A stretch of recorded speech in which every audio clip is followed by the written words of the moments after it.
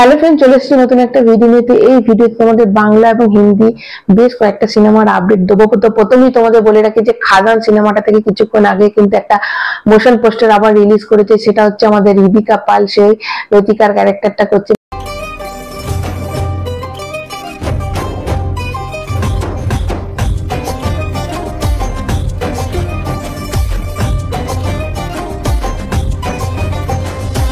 পেছনে বিজিএমটা খুবই সুন্দর, তোমরা দেখতে পারো, কিছুক্ষণ আগে রিলিজ করেছে। তো এটা বেশ ভালো লাগছে যে খাদান যত রিলিজ করার দিকে এগিয়ে আসছে, 20 তারিখে রিলিজ করছে। তো তার আগে প্রত্যেকটা ক্যারেক্টারের একটা সুন্দর সুন্দর করে একটা করে ইন্ট্রোডিউস পোস্টার আসছে, মোশন পোস্টার আসছে, এবং তার সাথে সুন্দর করে একটা বিজিএম দিচ্ছে। তো এটা একটা অভিনব এবং খুবই সুন্দর, তোমরা দেখতে পারো। এবং নেক্সট তোমাদের যে আপডেটটা দিয়ে সেটা হচ্ছে প্রসেনজিৎ চ্যাটার্জি, যার লাস্ট সিনেমা ছিল অযোগ্য, জুন মাসে রিলিজ করেছিল। তো তার নেক্সট সিনেমা যেটা আসছে সেটা হচ্ছে দেবী চৌধুরানী। তো সেখানে তার আজকে একটা ছবি দিয়েছে যে তার ডাবিং করা কিন্তু হয়ে গেছে, এবং দেখাচ্ছে যে ডাবিংটা কমপ্লিট হয়েছে, এবং সামনে স্ক্রিনে তার দেবী চৌধুরানী, তার যে দাড়িওয়ালা এবং তিলক কাটা, মাথা ফেটি বাঁধা, এই পোস্টারটা একটা সুন্দর ছবি দেখা যাচ্ছে। তো এটা একটা আপডেট আছে, যেটা ডাবিং তো কমপ্লিট হয়ে গেছে, এবং এবার থেকে প্রোডাকশনের পোস্ট প্রোডাকশনের কিছু কাজ নিশ্চয়ই বাকি থাকবে। তারপর থেকে প্রচার শুরু হবে। তারপরে যে সিনেমাটা সামনের বছরই যে কোনো টাইমে কবে রিলিজ করবে তারা অ্যানাউন্সমেন্ট নিশ্চয়ই করে দেবে। এবং নেক্সট তোমাদের যে আপডেটটা দিয়ে আমাদের যিশু সেনগুপ্ত, কিন্তু তোমরা জানো, ইতিমধ্যে জানো যে কিং সিনেমাটাতে কিন্তু একটা বড় ভূমিকায়, মানে নেগেটিভ রোলে কিন্তু থাকতে চলেছে যিশু সেনগুপ্ত। এবং আবার একটা খবর আসছে, রাজা সাব, যেটা প্রভাসের সিনেমা, যেটা একটা হরর কমেডি সিনেমা, যেটা রিলিজ করছে নেক্সট, সেটাতে কিন্তু যিশু সেনগুপ্ত কিন্তু একটা খুব গুরুত্বপূর্ণ রোলে রয়েছে। এবার তোমাদের পরের যে আপডেটটা দিই সেটা হচ্ছে হিন্দি সিনেমা, যেটা ডন 3। তো ডন 3 সিনেমাটাতে কিন্তু তোমরা জানো যে রণবীর সিং আসছে। তো রণবীর সিং রয়েছে, তো রণবীর সিংকে নিয়ে কিন্তু কোথাও একটা ফারহান আখতারের কিন্তু একটা ভয় রয়ে গেছে, কেননা যেহেতু এখন রণবীর সিং এর কোথাও একটা, মানে সে নিজের ভুলেই বলো বা সিনেমা ফ্লপ করার জন্যই বলো, কোথাও একটু ডাউনে চলছে। তো ওকে নিয়ে কিন্তু ডন হিসাবে আমরা কিন্তু শাহরুখ খান, মানে অমিতাভ বচ্চনের পর কিন্তু শাহরুখ খানকে আমরা অ্যাকসেপ্ট করে নিয়েছিলাম, এবং শাহরুখ খান ছাড়া অন্য কাউকে কিন্তু ডন হিসাবে আমরা ভাবতেই পাই না। সেইখানে কিন্তু আমাদের মানে রণবীর সিংকে ভাবা হচ্ছে। দেখো, যখন প্রথম মানে অমিতাভের পর যখন শাহরুখ খানকে হতো তখনও অনেকে মানতে পারেনি, তারপর কিন্তু শাহরুখ খান বিশাল একটা গ্রহণযোগ্যতা পেয়ে গেছিল। তো আশা করছি রণবীর সিংকে নিয়ে এটাই হবে, হয়তো হবে। তো এটা জানুয়ারি মাসে শুটিং ছিল, কিন্তু এটা আবার পোস্টপন হয়ে জুলাই মাসে চলে গেছে।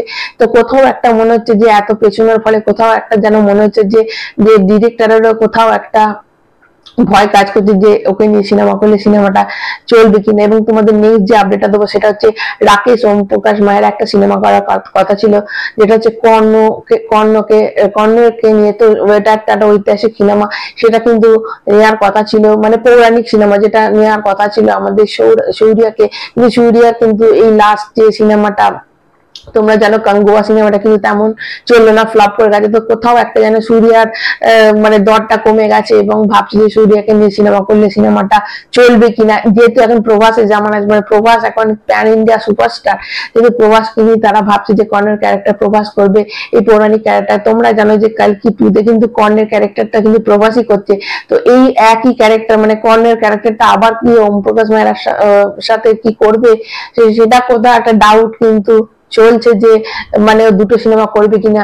আর একটা তোমাদের খবর দিয়ে, প্রভাসের কিন্তু বিয়ের অ্যানাউন্সমেন্ট খুব শিগগিরই হবে, এবং মানে বিয়ের একটা কথা চলছে, এবং এনগেজমেন্টের একটা কথা চলছে। বিয়ে কিন্তু খুব গ্র্যান্ড ভাবে হবে, কার সাথে হবে, মানে কবে হবে, কি হবে, সেটা তোমাদের খুব তাড়াতাড়ি কিন্তু জানিয়ে দেওয়া হবে।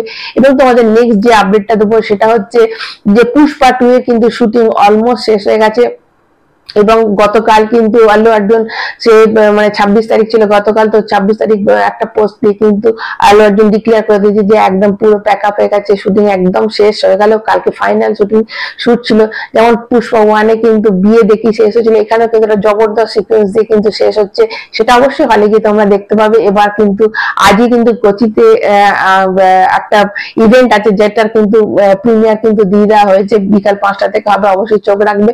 এবং তারপরে 31 তারিখ মানে 1 তারিখে হবে। এবং অ্যাডভান্স বুকিং তোমাদের বলে দিই যে অ্যাডভান্স বুকিং কিন্তু কর্ণাটকে 28 তারিখ, তামিলনাড়ু, অন্ধ্রপ্রদেশে 29 তারিখ, এবং নর্থ ইন্ডিয়াতে 30 তারিখ, এবং কেরালাতে 1 ডিসেম্বর, এবং অল ওভার ইন্ডিয়াতে, যেটা 1 ডিসেম্বর থেকে স্টার্ট হবে এবং ডিসেম্বরে যখন ফার্স্ট মানে এর বুকিংটা স্টার্ট হবে তখনই কিন্তু তোমাদের বলে দিতে পারবো যে এর ফার্স্ট ডে কালেকশন কত হবে। এখন কিন্তু যে বাইরের যেটা হচ্ছে, বাইরের ধরো গল্ফে হচ্ছে, নর্থ আমেরিকা এইসব জায়গায় যেটা ইউএই তে যেটা হচ্ছে সেখানে কিন্তু বেশ ভালো রেসপন্স পাওয়া গেছে।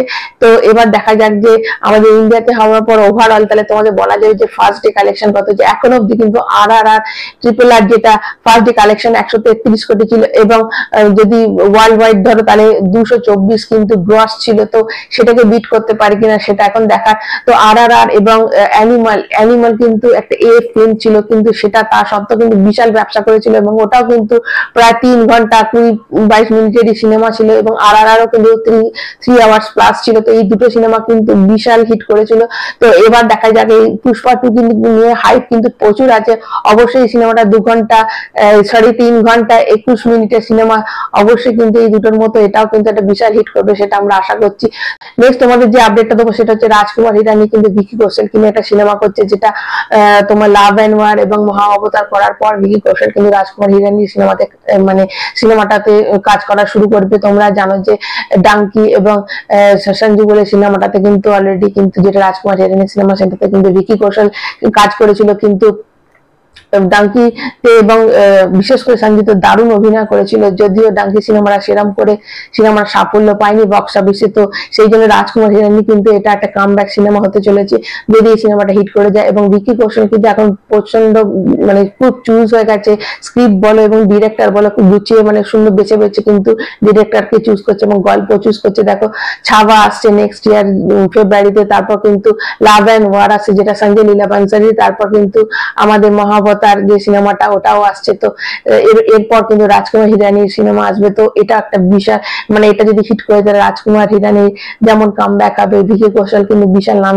মানে বিশাল একটা নাম করে দেবে এবং ইন্ডাস্ট্রিতে পাকাপোক্ত জায়গা একটা করে নিতে চলেছে। তো এই ছিল আপডেট। তোমাদের যদি ভালো লাগে অবশ্যই একটা লাইক দেবে, যারা নতুন তারা চ্যানেলটা সাবস্ক্রাইব করবে। এখনকার মতো